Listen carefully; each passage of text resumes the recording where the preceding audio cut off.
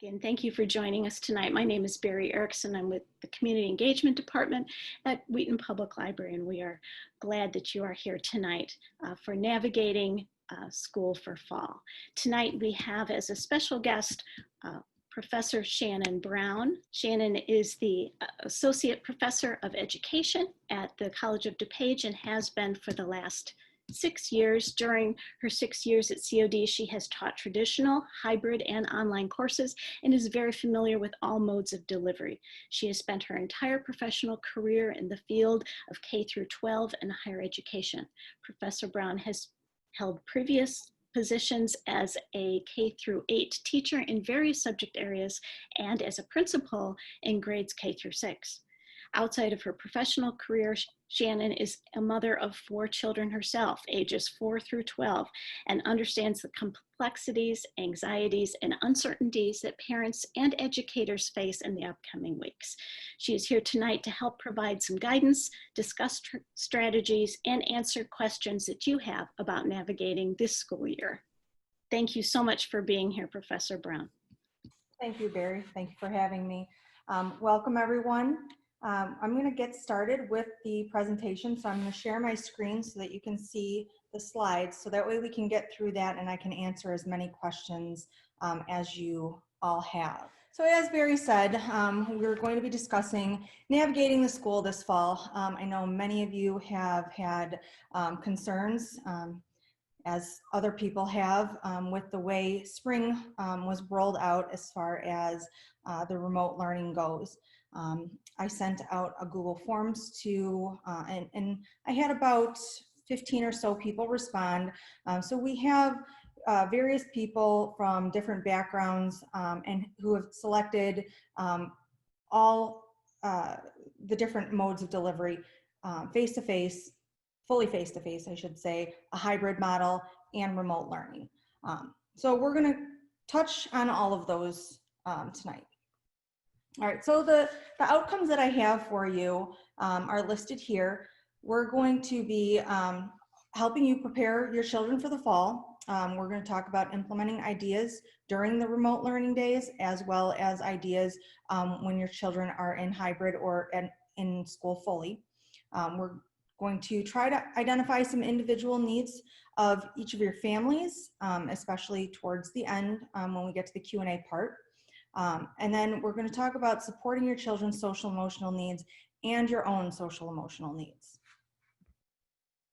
Okay, so let's talk about preparing your child first for the fall, no matter if it is face-to-face, if it's hybrid, if it's remote learning.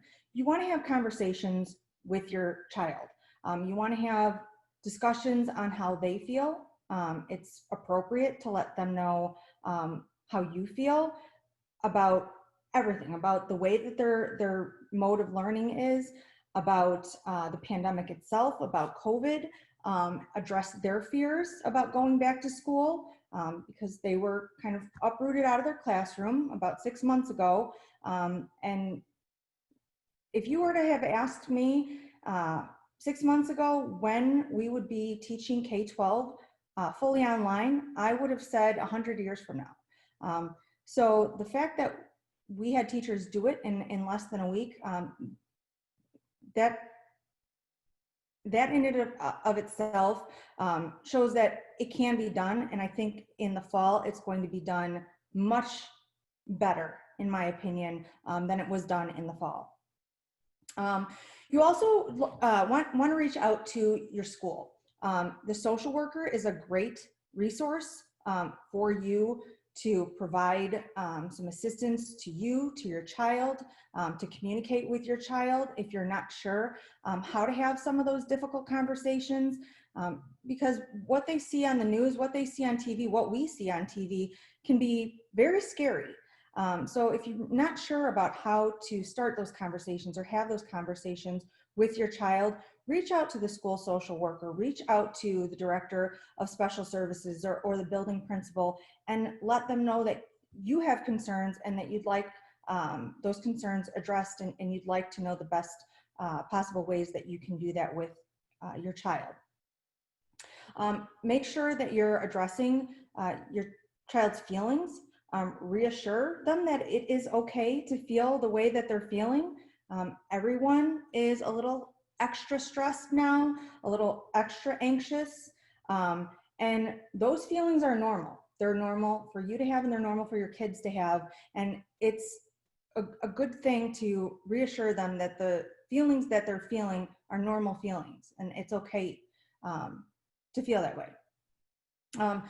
I know sometimes it's difficult, but try to listen more than talk, especially with some of the older grade kids, junior high and high school. Sometimes they just want somebody to vent to. Sometimes they just want to get it, whatever it is, off their chest and just talk. And sometimes they really don't want all the answers. They just want to tell you how they're feeling. So being a good listener is part of the communicating with your child. As far as a parent, I know sometimes it might not be easy as a parent myself, but it really is important for you to be positive, especially if you are not a supporter of masking, or you don't feel that COVID is as serious as other people feel. The fact of the matter is, if you're sending your child into a school building and the expectation is that they're masking and they're washing their hands properly and they're social distancing, then you as the adult in the household and the role model in the household really needs to be positive and support those same protocols that the school has, because you are sending your child to school for an instruction, and what we really don't want our teachers to have to deal with during the school year is having to manage behaviors that they didn't have to manage before COVID.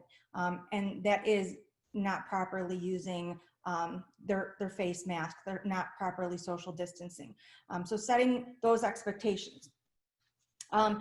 It really doesn't matter whether you're sending your child face-to-face or remotely. And if I could emphasize one thing during my entire presentation, it is setting expectations for your child. That's what we do as teachers in our classroom. We focus very, very hard in the beginning of each school year to set these expectations as to how we expect our kids to behave, or our students to behave, where we expect things to be turned in, how they have to ask to go to the washroom, schedules, things like that. And that really shouldn't look that much different at your house, especially if you're teaching or if you're having your child learn remotely. If in the event that you have your child set up for remote learning, setting those schedules, setting a time so that this doesn't feel like a vacation, because it's not. They're going back to school, and it's not the way that we all would love them to go back to school, or the way that we anticipated our children going back to school, but they are. And if you have chosen remote learning or even a hybrid model, there's going to be some form of virtual interaction with teachers.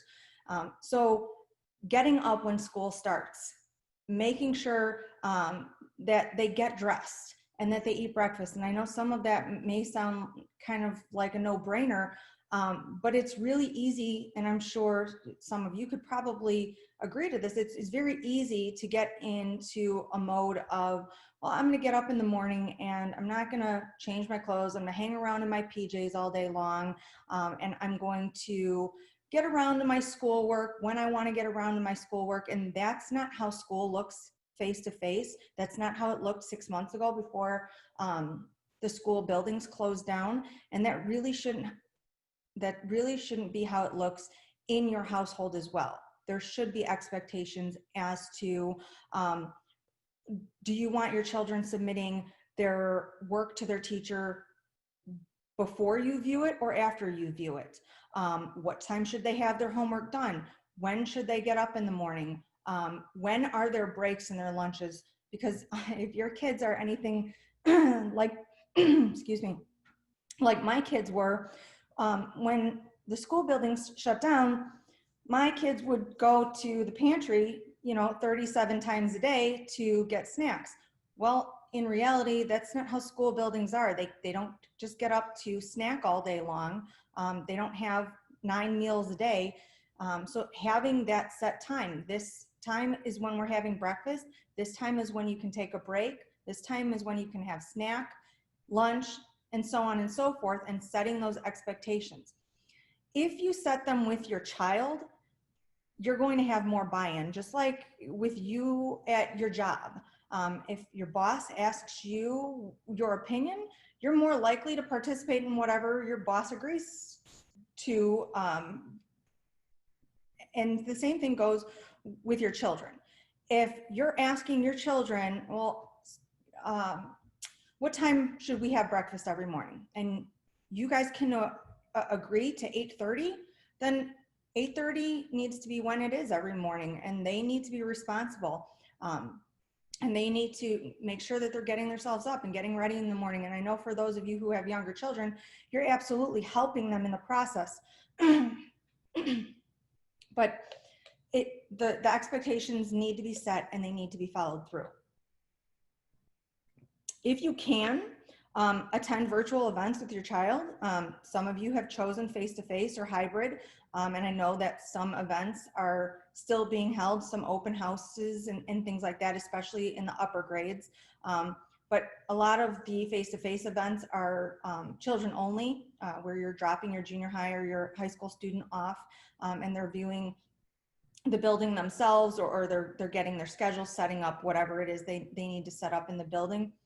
But if there are virtual events, then attend those with your children.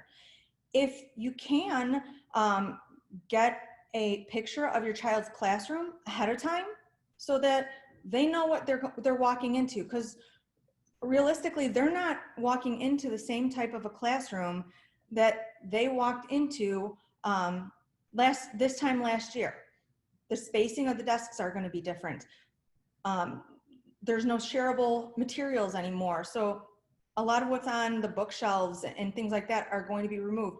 So if you have that picture ahead of time that you can go over and discuss with your children, they at least have a visual to see, and it's not so much of a shock when they walk into the building as to what all is different. All right, so some tips for remote learning. So I talked a little bit about creating and maintaining a schedule. This is part of the expectations. You're setting up the schedule in the morning. They're following a schedule. They are, sorry, I have my kids walking into the house now. And you need to stick with the schedule as well. As far as the limiting distractions, if you have a place in your house that you can devote specifically for e-learning, that would honestly be your best bet. I wouldn't suggest having it in their bedrooms. I wouldn't suggest having it in a family room where it's high traffic areas. If you can have, if you're working from home and you can have your space for working at home in a separate area from their space. So if you're in Zoom meetings or if you're on conference calls, those calls are not distracting to them as well. I know sometimes you want the TV on in the background because you want to know what's going on in the world, and you're trying to just keep up with everything that's going on. But all of those extra things going on in their life are distracting to them, and those are not the norm in a classroom. So if you can limit some of those distractions, the background noise, if you have that designated space set up for your children, have all their supplies there.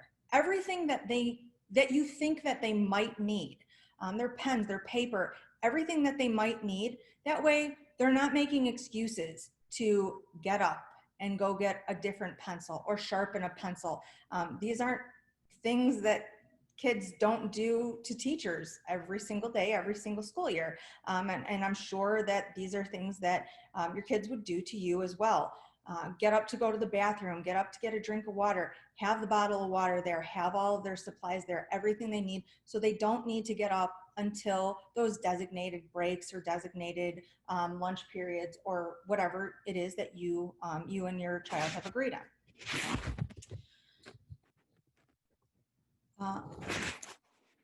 I know some of you were asking about social emotional. So social interactions with peers are important. Social distancing is not social isolation. It really is important to still have those connections with peers and with loved ones too. I know sometimes we get zoomed out where we're on these Zoom conference calls and we're on the computer all day long. But it really still is important to have those connections with their peers and with their family and friends and the people that they love, so that they can have those social interactions and not just all academic interactions all day long, 5 days a week, 5+ hours a day. There are plenty of ideas that you can use for social interactions that are completely virtual. Doing bingo, scavenger hunts through Zoom, having a cooking contest with another friend. I think parents need to be a little bit more flexible with screen time. I know myself, I have twins that are in 7th grade and they want to be on their phone all day long and playing video games all day long. And typically in normal circumstances, I would limit that to a lot more than I'm limiting it now, just because they aren't able to have the same interactions as they were having before.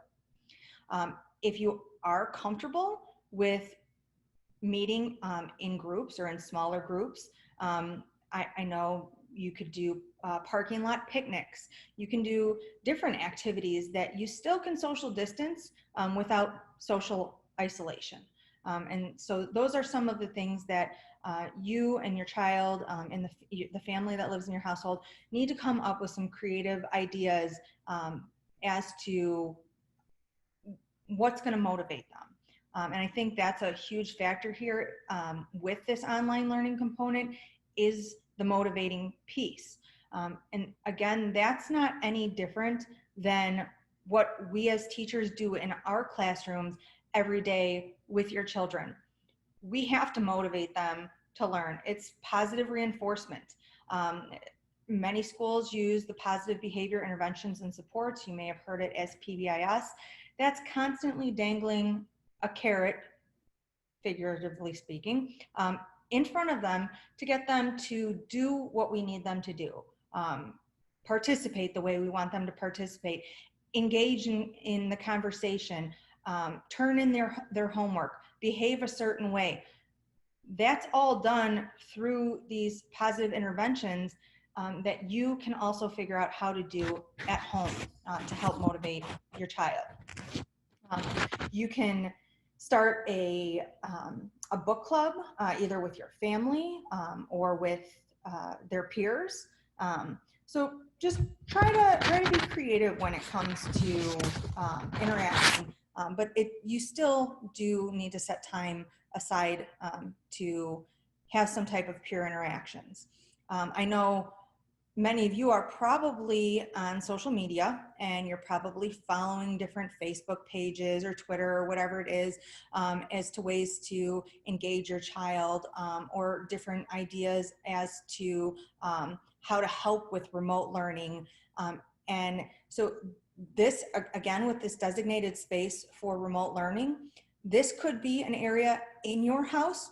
I know some of you responded to my questionnaire saying that it's very difficult for you with the hybrid or the remote learning, and you chose the hybrid model specifically because there isn't an adult home all day long during the day when they need to be learning. And I know that there are many different little micro schools that are being created in other households. Get to know the community, and if you're comfortable having your child go into someone else's household or whatever it is to learn in a much smaller space. Maybe there's 3 or 4 kids as opposed to the traditional classroom where you're going to have 20, 25 plus kids in the classroom. So that designated space for learning can be very flexible depending on your comfortability level with social distancing. It is extremely, extremely important to make time for fun. I know how stressful the spring was. I lived through it with 4 kids, but it's really important to make time so that it's not all academics, and the academics that they are engaging in, you're doing something to make them more fun for them. So again, if that's tying a carrot to it and it's encouraging them to do, they got up, they followed the schedule for 3 days straight, they earn a whatever. And they don't have to be big rewards. It could be extra screen time. It could be maybe a pizza party. Again, you can get creative just like schools do. Schools say if or teachers, if students have no missing assignments for a whole month, then they'll have a pizza party.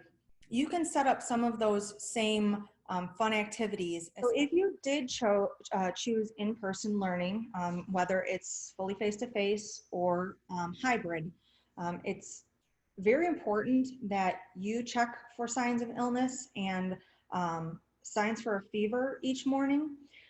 This is going to alleviate you from having to pick your child up from school if they become sick. It's also going to alleviate the need to have an entire classroom or section of students quarantine because they think that there could have been a possible COVID outbreak.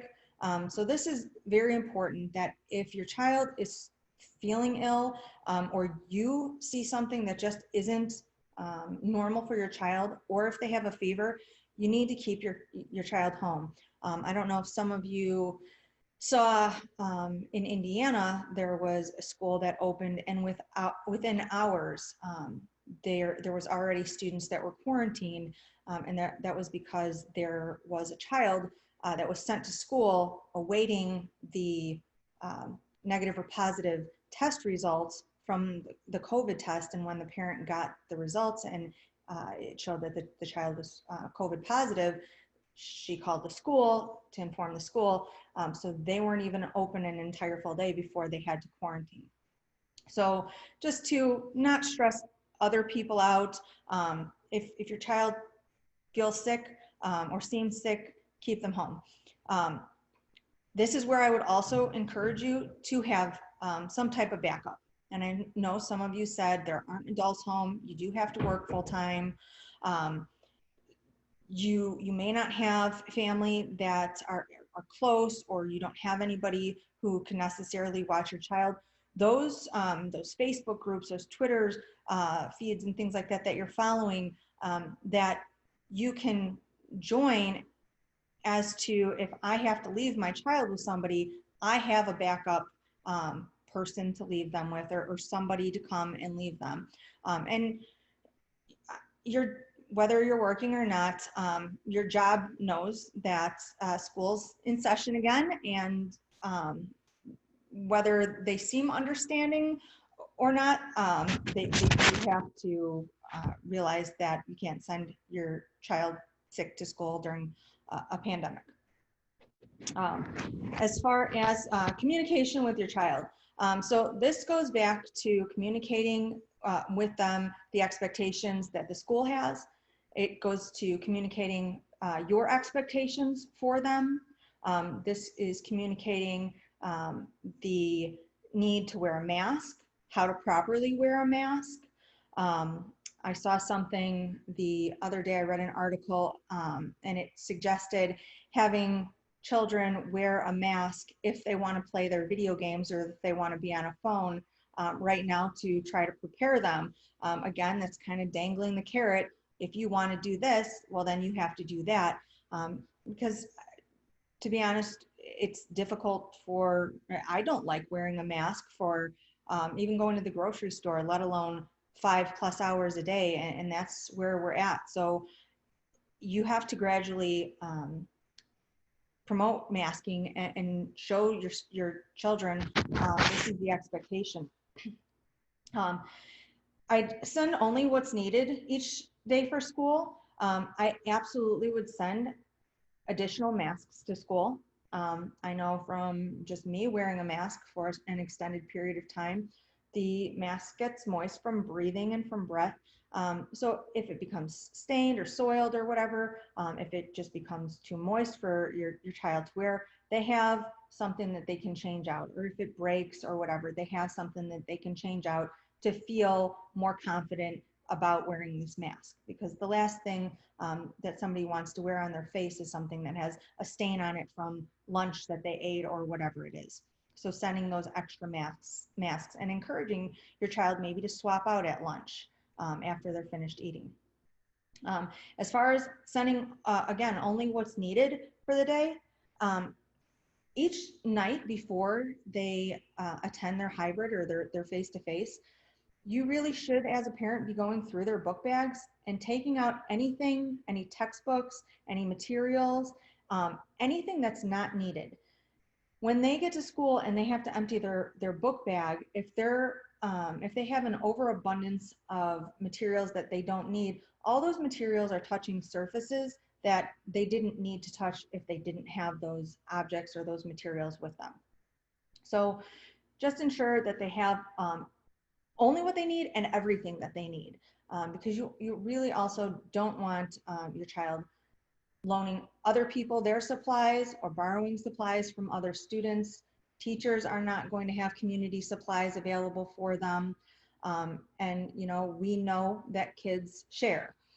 So if they don't have a pen, they're going to ask their neighbor or somebody else for a pen, or take a pen from somebody else or whatever it is, so that they have what they need. So just before each day going to school, make sure that they have all the supplies that they need and only what they need.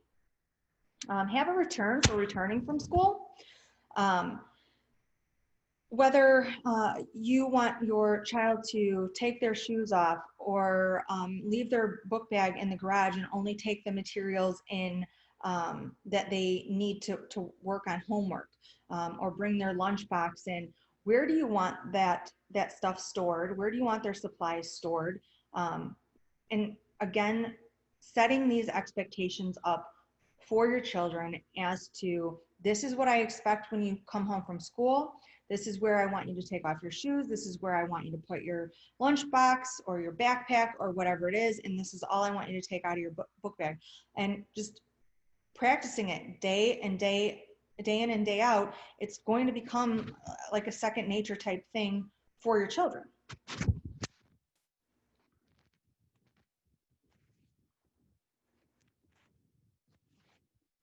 So some mental health considerations. Look for changes in behavior.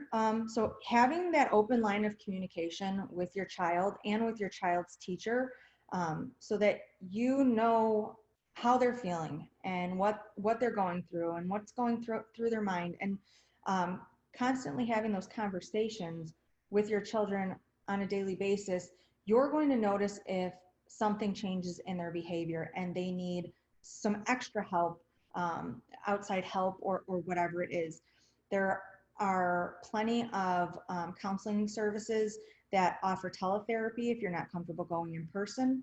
Again, your social worker, the school psychologist, school psychiatrist, all those people are great resources, and they're there for you, that if you're seeing something that just doesn't seem right, that you need to reach out to all of these people and ask for help and have that support system for your child.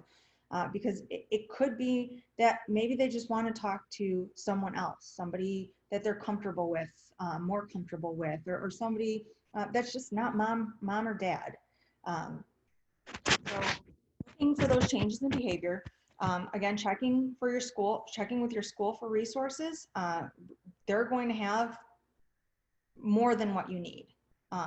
But keeping those lines of communication open at all time, with your teachers, with the support staff, with the building principal. Honestly, emailing too little is worse than emailing too much. the teachers will get around to answering your emails, and the support staff will get around to answering your emails. But if the teachers and the support staff don't know that there's a problem, they're not going to know how to help you or your child. So keep those lines of communication open. Some stress coping supports. So you can practice meditation. You can have your child journal. Journaling is a really great way to get out what they're feeling without necessarily having to verbalize it.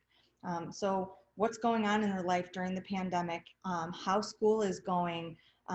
It can be a journal that you and your child have back and forth, that they write to you and they leave it for you for when you get home from work or when work is over, if you're working from home, and you read through it and you write back to them. So it's dependent on child per child. Some children are very comfortable with verbalizing themselves, while others are more comfortable writing it down. And again, having those open communication with your child and knowing what they need is really going to help both you and your child be successful in the fall.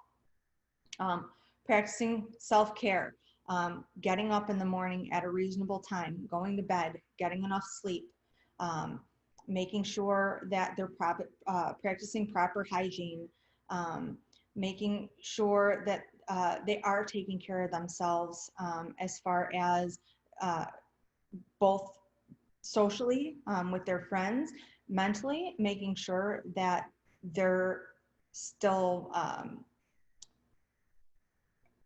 being successful in school and outside of school, and that they're focusing on themselves as well as the academics. Because I know that we can get very caught up in, we got to get these assignments done, but sometimes, just like we have to walk away, sometimes they have to walk away as well, and you have to pick back up. So looking for those changes in your kids' behavior. All right. Some social emotional support ideas. So we talked a little bit about arranging video chats to do some socialization, setting aside family time, spending family time.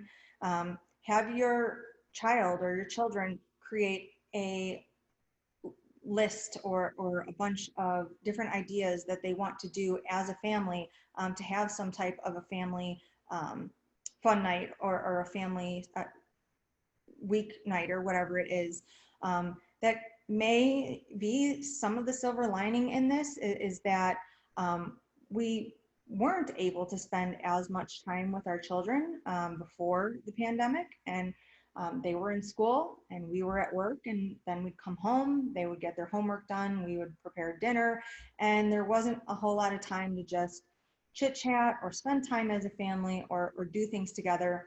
So I think that right now, if we could spend a little more time focusing on what they want to do as a family, because this isn't going to be a forever thing. We talked a little bit about journaling, bibliotherapy. So that really is just focusing on books. If they choose a book or you choose a book for them, it's really important for one of the characters to have some type of a connection with your child, so that they can kind of delve deeper into the book and it's more interesting to them.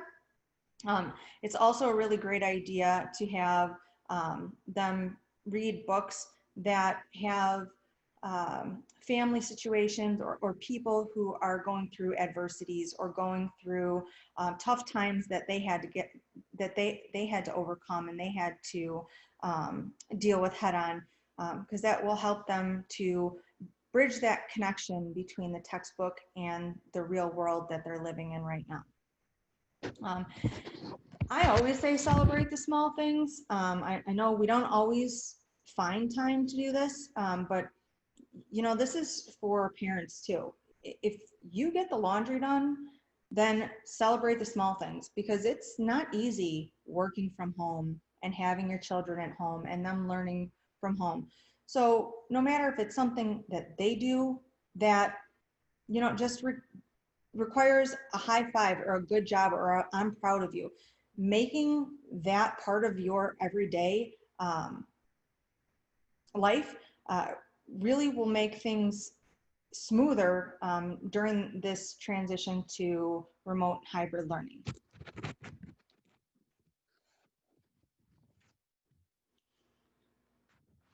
So as far as social emotional needs for parents, going back to setting those expectations and the schedule, sticking to the routine. And I'm not saying make it like you're playing school. That's not what I'm referring to at all. But if you have a routine and you have a schedule and you have expectations and you're praising your child or consequences and rewards for sticking to that routine and following through with expectations, that's going to make your life a lot easier during the 8 to 3 or whatever it is school day for you. Because I know that was the people that I know, myself, that was one of the biggest things that I found difficult as being a full-time working parent with kids at home learning was just, it was so unstructured. And I think this is where we need to take a step back and say, this needs to be set up more like a traditional school day.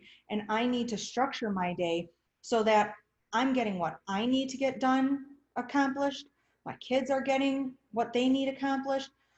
Setting those expectations for yourself, whether you have a do not disturb sign or there is some cue that lets your children know it's okay to come and talk to me or ask me questions, or now isn't a good time to ask me questions because I am in the middle of a conference or I'm doing my work right now.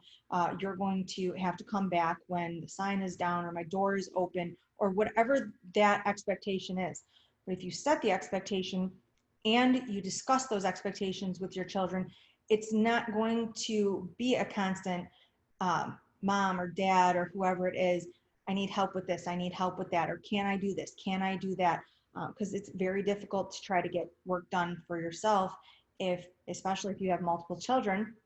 Take it from me, if you have 4 children asking you questions every few minutes, it's hard to get anything you need to get accomplished done.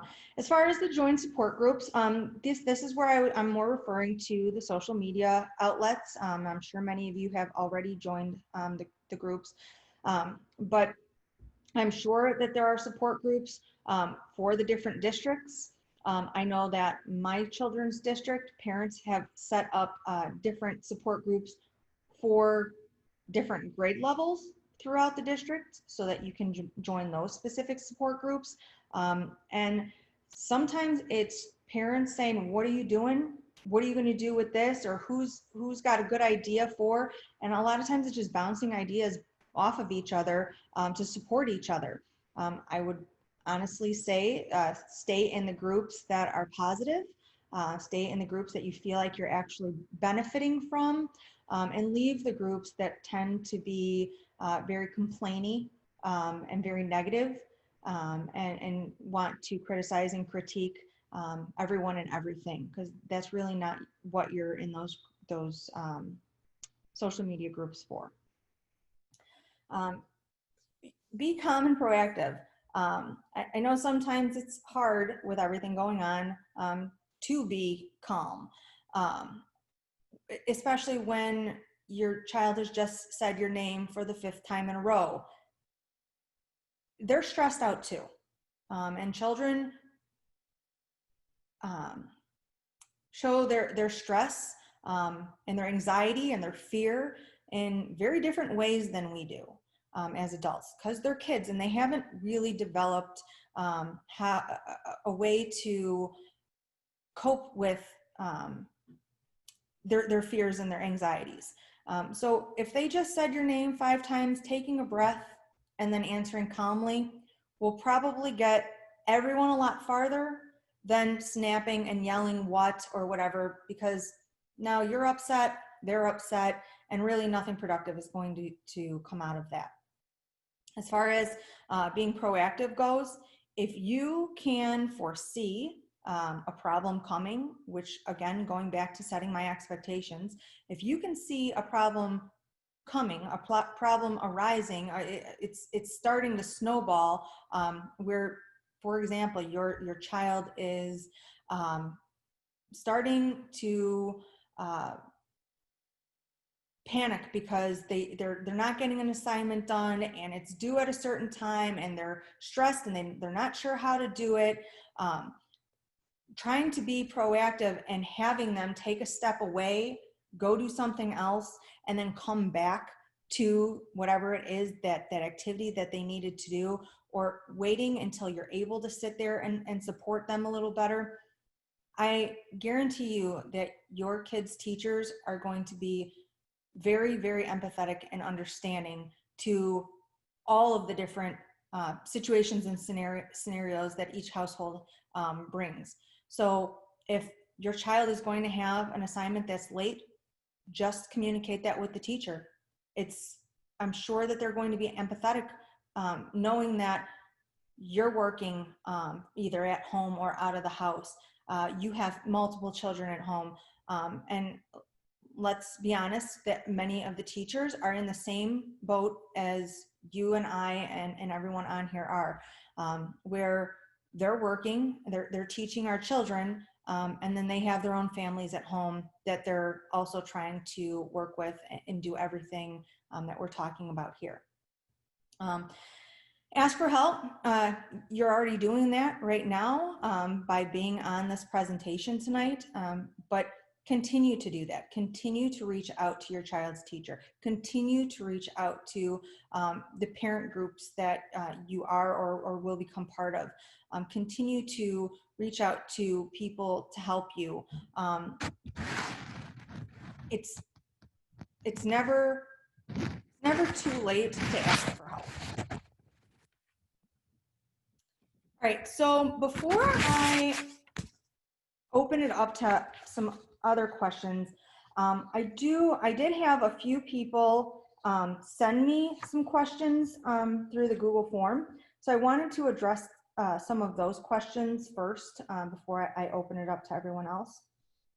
I had a question that says, I'm mainly concerned about the older two keeping up with math.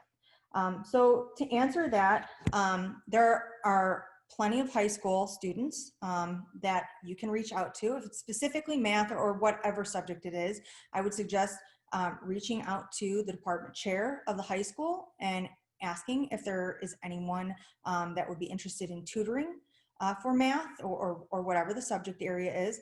Some high school students need community service hours so that they can get their community service hours this way.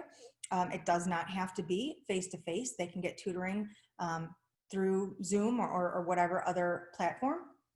I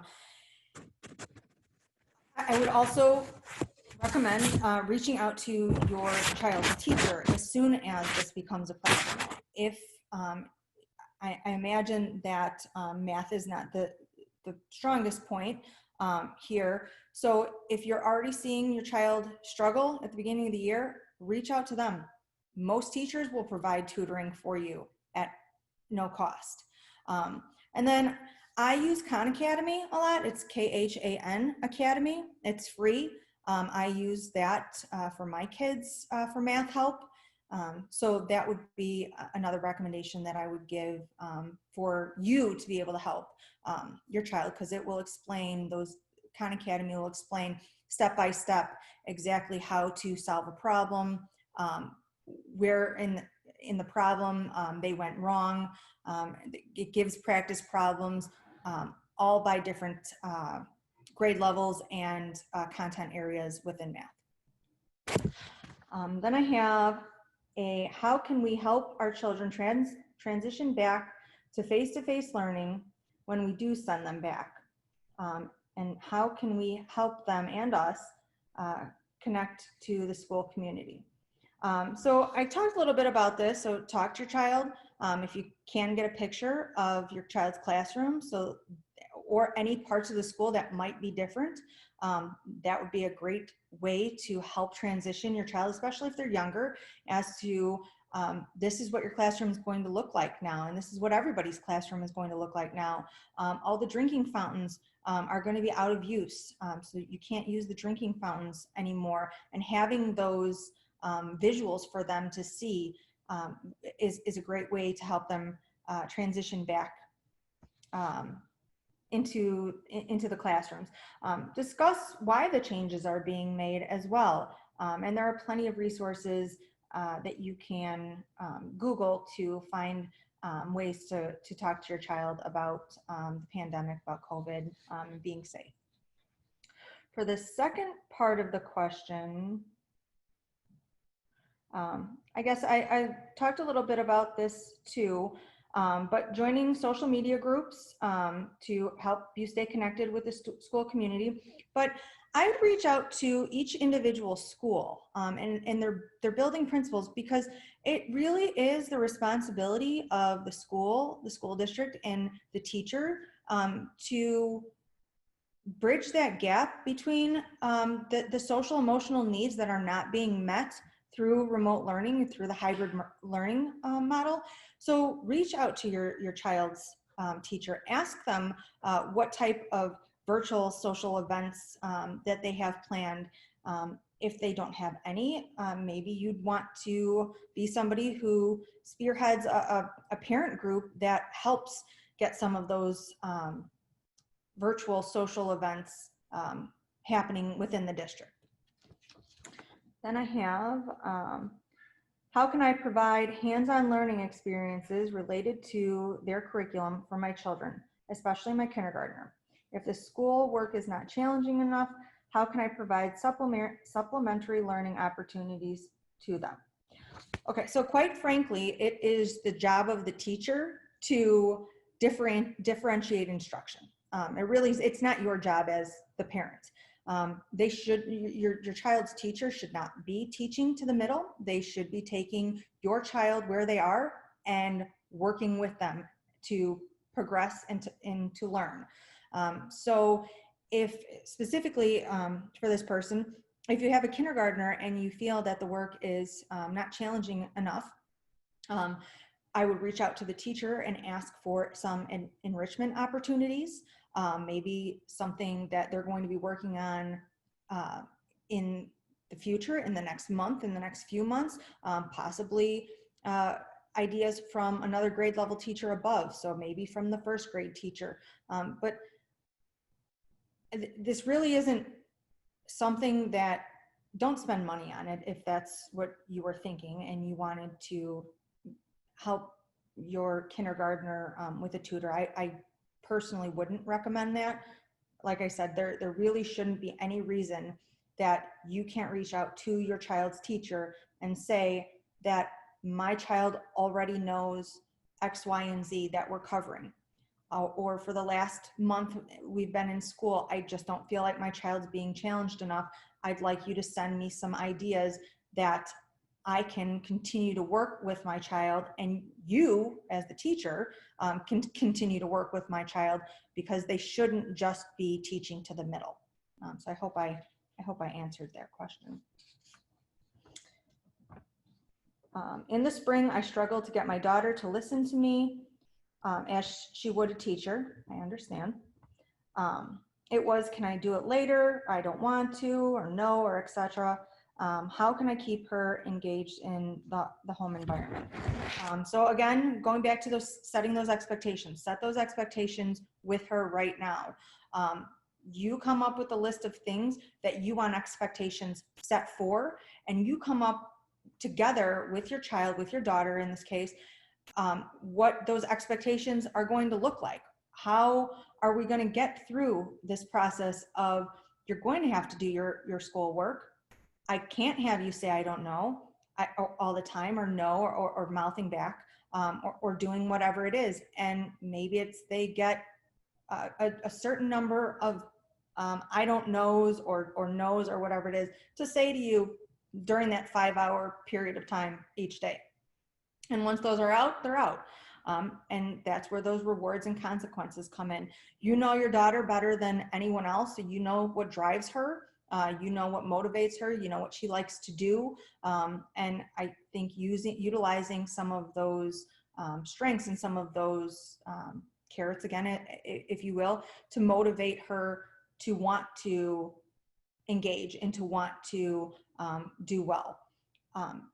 Also going back to making sure that those schedules and those expectations are set so that your children do not look at this like it is a vacation, because it's not.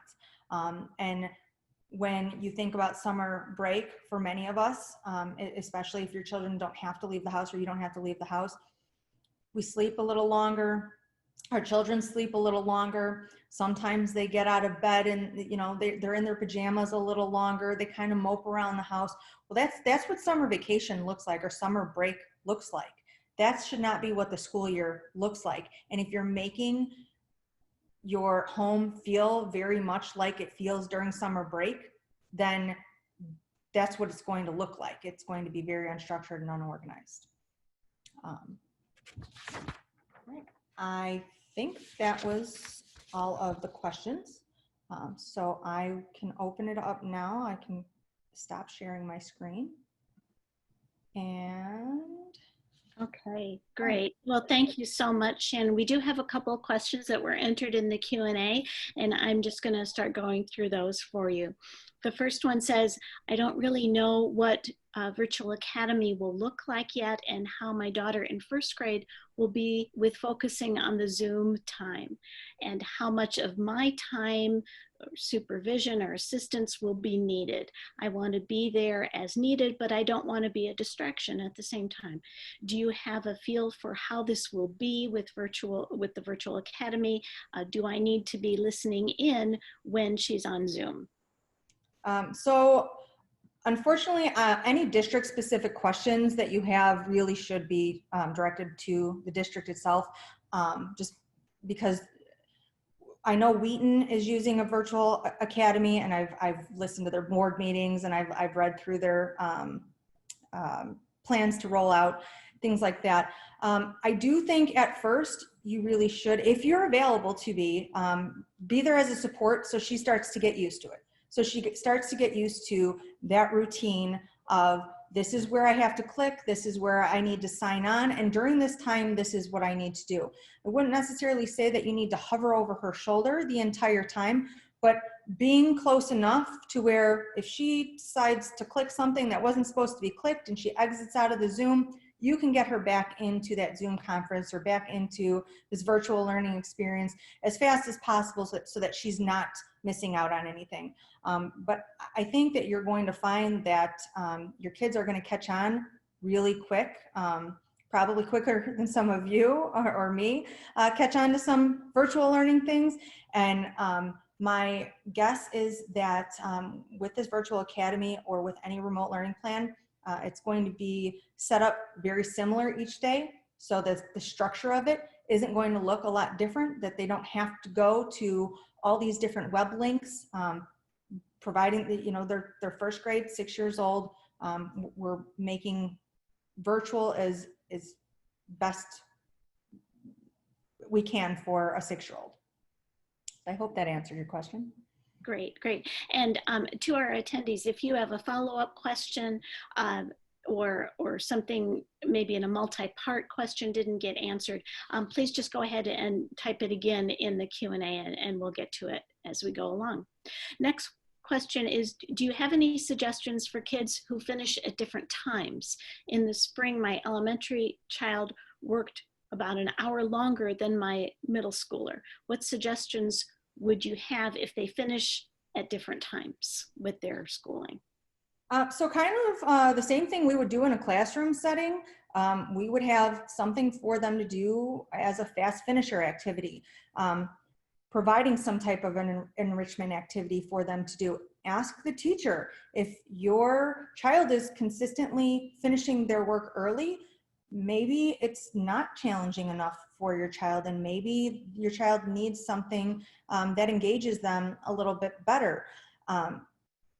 I would try to find something for them to do that interests them. So if you're having them read a book, or maybe this is a time to socialize with some of their peers, but talk about academics during that time as well. What did you do for your presentation? Or what is your book report on? Or this is how, and just like we can screen share, kids can too. So they can share their work with each other to show each other, well, this is what I got. Were you thinking the same thing, you know, for some older kids? Okay, thank you. All right, next question is, how do you handle the situation where your child just gives up on learning a new thing without even trying because he needs face-to-face help that you can't give? So if you're able to provide more one-on-one assistance with him, with the teacher, so reaching out to the teacher and letting he or she know that this is what you're struggling with, that they need more individualized attention. The teacher should have some time during their day, whether it's at the end of the day or the beginning of the day, earlier or after school, whatever it is, to maybe sit down through Zoom, obviously, or whatever platform, and work with your child more one-on-one to explain to them in a more broken down way than they might be getting explained during a whole group section. Also, I can't emphasize those motivating things enough, those positive supports that you can give your child. I know sometimes it sounds almost, I don't know, like bribing your child to do their work, but truthfully, that's not very different than what we do as K-12 educators in the class. Like I was saying before, if everyone turns in their work this whole week on time, we're going to have a pizza party. Same thing with your child. If you turn in your work or you get your work accomplished by 2 o'clock every day this week, what is it that really drives your child? My kids are video game junkies. So maybe they want Roblox bucks or something like that to be able to purchase extra things on their Roblox games. So if it's something like that, and it doesn't always have to cost money either. Sometimes it can just be spending time together. Let's make popcorn and we'll have movie night on Friday if you get it all your work accomplished. So don't always think that you have to buy a bunch of things to praise your child either. Okay, great, thank you. Next question, how do you recommend helping your child make the mental shift from summer mode to school mode, which is hard in a normal year, much less now?